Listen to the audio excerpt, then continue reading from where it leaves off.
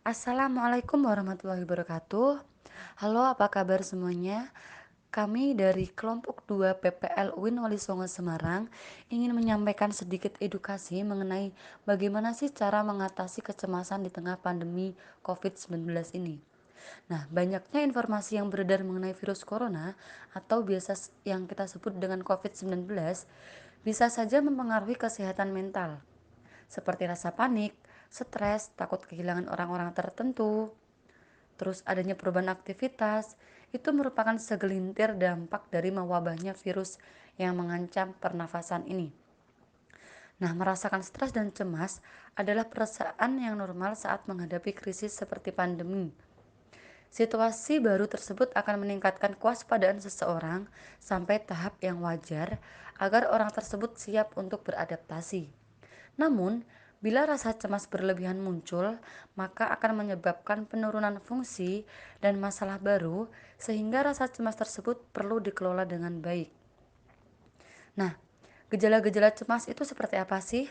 Yang pertama ada gelisah, tegang, mudah lelah, kemudian sulit berkonsentrasi, mudah marah, sulit tidur, mimpi buruk, kemudian khawatir terus-menerus, takut.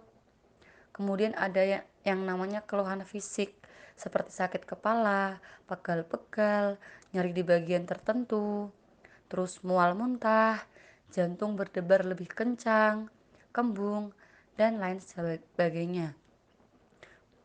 Maka dari itu, pemerintah dan masyarakat dunia harus waspada dengan penyebaran virus corona ini. Meski penting untuk mencari informasi terpercaya, kita juga perlu mengetahui langkah-langkah untuk membentengi diri dari stres, panik, dan cemas berlebihan di tengah wabahnya corona. Nah, berikut beberapa tips yang dapat membantu kesehatan mental kita agar tetap terjaga maupun orang-orang terdekat kita dalam menghadapi pandemi corona. Nah, yang pertama, menjaga jarak. Dalam mengatasi rasa stres dan cemas di tengah pandemi COVID-19 ini, cara yang pertama yaitu kita harus menjaga jarak fisik kita terhadap orang lain. Menjaga jarak fisik masih dapat dilakukan tanpa memutus silaturahmi dengan keluarga, teman, maupun tetangga sekitar. Kita bisa menjalin silaturahmi dengan mengandalkan alat komunikasi untuk melakukan telepon, berkirim pesan, maupun melakukan video call. Selain itu juga bisa memanfaatkan media sosial lainnya. Selain itu kita juga masih diperbolehkan untuk bertukar sapa, mengobrol dengan tetangga dan orang-orang sekitar, tetapi kita harus menghindari kontak fisik seperti bersalaman, berpelukan, serta bercium tangan maupun pipi. Nah, itu lebih baik dilakukan agar kita terhindar dari penularan dari virus corona ini. Kemudian yang kedua adalah batasi konsumsi informasi. Nah, semenjak adanya virus corona ini kan banyak tuh berita-berita yang beredar di masyarakat dari media sosial maupun dari berita di televisi. Nah, untuk menghindari kecemasan kita terhadap berita-berita COVID tersebut, maka kita perlu membatasi adanya konsumsi informasi ini. Kita membatasi mencari informasi yang tidak benar seperti itu. Karena kalau kita sering mencari informasi mengenai berita-berita COVID yang banyak sekali berita-berita hoax seperti itu malah akan membuat kita semakin cemas seperti itu. Jadi untuk mencari informasi itu penting, tetapi kita harus batasi. Entah yang sehari cukup 1 atau 2 kali mencari informasi maupun hanya mencari sekedarnya saja, tidak berlebihan seperti itu. Kemudian yang ketiga, cari informasi dari sumber yang terpercaya. Meskipun kita membatasi mencari informasi, tetapi kita dalam mencari informasi juga tidak harus asal-asalan, tetapi kita harus mencari sumber informasi yang terpercaya. Misalnya, melalui website resmi pemerintah mengenai covid19.go.id maupun juga dari website penanganan COVID-19 dari Pemda setempat. Nah, dari berita-berita yang telah dikeluarkan dari website tersebut, kita bisa mengetahui berita-berita terkini mengenai COVID-19. Jadi kita tetap terhindar dari berita-berita hoax yang tersebar di masyarakat maupun di media sosial. Kemudian lakukan aktivitas untuk menenangkan diri. Nah, di tengah kondisi yang seperti ini, rasa cemas, takut, dan tidak berdaya sangatlah wajar. Karena kita akan mengalami rasa was-was terhadap virus tersebut. Nah, agar kita tidak terlalu hanyut dalam kondisi yang seperti itu, maka kita perlu melakukan pengalihan aktivitas untuk menenangkan diri kita, seperti kita belajar memasak, kemudian kita bisa lebih beribadah kepada Allah, ataupun kita bisa berdoa, kemudian melakukan kegiatan-kegiatan yang menyenangkan seperti membaca, mendengarkan musik, kemudian kita olahraga-olahraga ringan, ataupun kita bisa melakukan kegiatan yang dapat mengalihkan perhatian kita terhadap penyebaran COVID-19 ini. Kemudian kita bisa jaga kesehatan dengan baik. COVID-19 bisa menular jika kita memiliki imun yang tidak kuat. Maka dari itu kita perlu menjaga kesehatan kita dengan baik, seperti memakan atau mengonsumsi makanan yang sehat dan seimbang. Perbanyak minum air putih. Kemudian olahraga dan tidur yang cukup. Kemudian kita juga harus menghindari kebiasaan merokok maupun minum alkohol yang secara berlebihan. Kemudian cuci tangan dengan rutin, setidaknya 20 detik dengan air bersih yang mengalir dan dengan sabun. Kemudian jika kita bepergian mengalami bersin, batuk maupun kita pergi ke toilet, itu kita sesegera mungkin jangan panik, tapi kita harus tenang dan mencoba mencari solusi. Yaitu dengan apa? Semisal kita batuk maupun pilek, kita segera mencari obat. Setelah kita berpergian, kita sesampainya di rumah harus bersih-bersih, seperti cuci tangan dan mandi, seperti itu. Kemudian kita harus berpikir positif.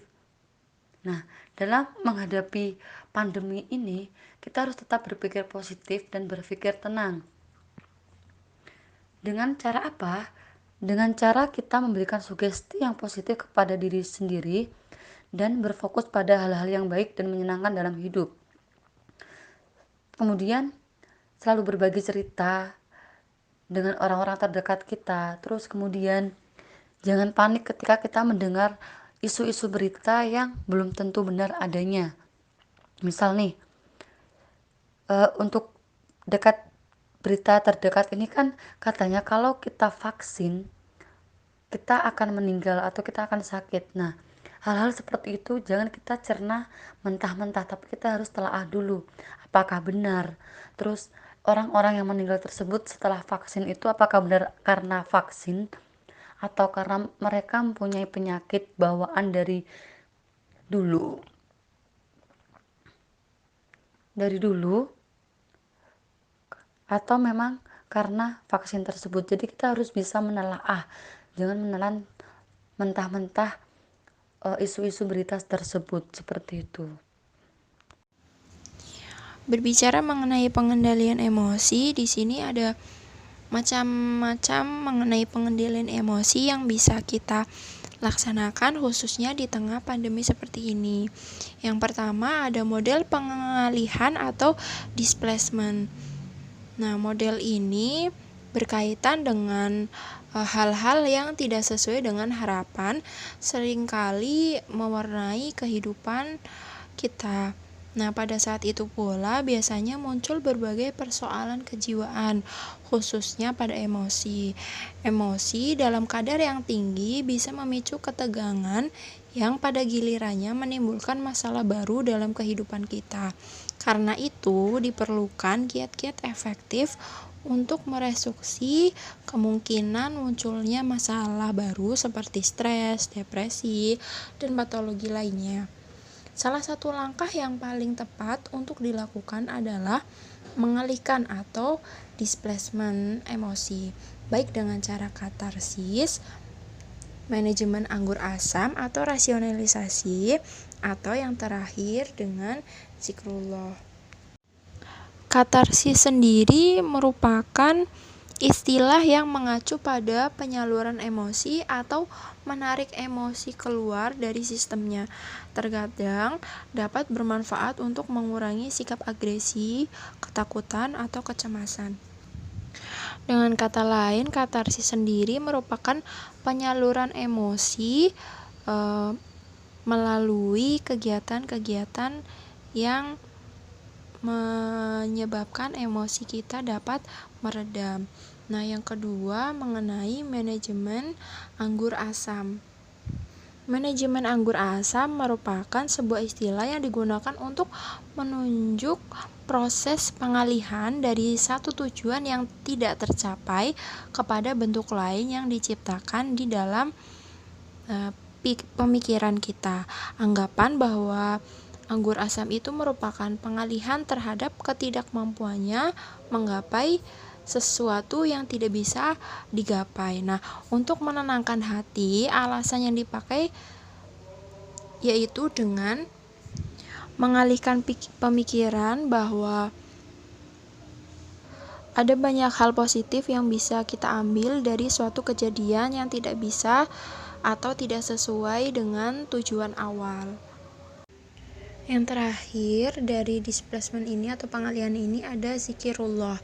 Nah, zikirullah sendiri merupakan makna dari mengingat Allah. Nah, suatu model pengalihan dari masalah yang dihadapi dengan mengingat Allah dalam wujud kalimat thayyibah, wirid, doa, dan juga tilawah Al-Quran. Hati akan merasa tentram dalam menghadapi suatu masalah atau ketika harapan tidak terpenuhi. Kemudian model pengendalian emosi yang kedua ada model coping. Model coping sendiri merupakan makna dari menanggulangi, menerima, atau menguasai segala sesuatu yang terjadi dan bersangkutan dengan diri kita seharusnya dihadapi dan ditanggulangi sesuai dengan kemampuan yang kita miliki. Tentu saja tidak semuanya dapat berhasil atau disebut dengan coping gagal. Nah, dalam kehidupan sehari-hari kita seringkali dihadapkan pada berbagai hal yang tidak kita sukai, mulai dari sikap orang di sekitar kita hingga peristiwa alam yang tidak menyenangkan.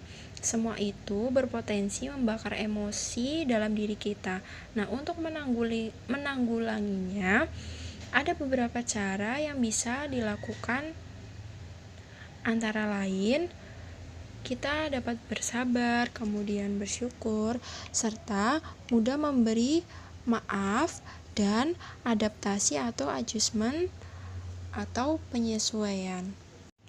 Kemudian pengendalian emosi yang ketiga ada model lain-lain. Nah, di sini ada 4 poin. Yang pertama ada regresi. Regresi merupakan salah satu bentuk mekanisme pertahanan diri dengan cara mundur dari perkembangan yang lebih tinggi ke yang lebih rendah. Nah, menurut Sarwono, untuk menghindari kegagalan-kegagalan atau ancaman-ancaman terhadap ego individu, mundur kembali ke taraf perkembangan yang lebih rendah. Misalnya nih, orang tua yang takut menghadapi fase ketuaan melakukan regresi dengan bertingkah laku seperti pada saat masa mudanya, seperti itu. Nah, yang kedua ada represi dan supresi. Represi sendiri merupakan penekanan peristiwa atau pengalaman yang tidak menyenangkan yang dialami oleh pemikiran alam bawah sadar. Nah, pengalaman traumatis ini yang mungkin menimbulkan emosi-emosi negatif yang berusaha untuk diluapkan atau dikenal pula dengan istilah motivate forgetting atau lupa yang disengaja. Selain dari represi, ada pula supresi, yaitu menekan sesuatu yang membahayakan ego. Namun, pada supresi, penekanan kesadaran terhadap peristiwa tidak tenggelam ke alam bawah sadar, tetapi hanya dikesampingkan untuk sementara waktu karena adanya hal lain yang dianggap substansi dan harus segera dilakukan. Selanjutnya ada relaksasi. Nah, relaksasi ini merupakan mekanisme tubuh manusia yang mengharuskan adanya relaksasi ketika kegiatan fisik dan mental melebihi dari ukuran biasanya. Orang yang baru saja mengalami ketegangan emosional perlu adanya relaksasi. Bahkan sebelum emosi itu memuncak, perlu dilakukannya relaksasi sebagai kendali. Nah, Rasulullah Shallallahu Alaihi Wasallam mengajarkan kita untuk berwudu, mengubah posisi saat sedang emosi, bahkan berdiam diri untuk mengendalikan emosi yang sedang memuncak. Nah, di sini kegiatan dari yang disarankan tadi itu masuk ke dalam relaksasi agar emosi yang ada pada diri kita dapat meredam dan tidak lagi memuncak. Nah, yang terakhir ada penguatan. Contoh dari penguatan ini antara lain yaitu di kalangan masyarakat awam terdapat kebiasaan dan keyakinan bahwa emosi takut terhadap makhluk gaib bisa diminimalisir dengan bacaan ayat kursi. Nah, ayat ini memberi penguatan atau reinforcement.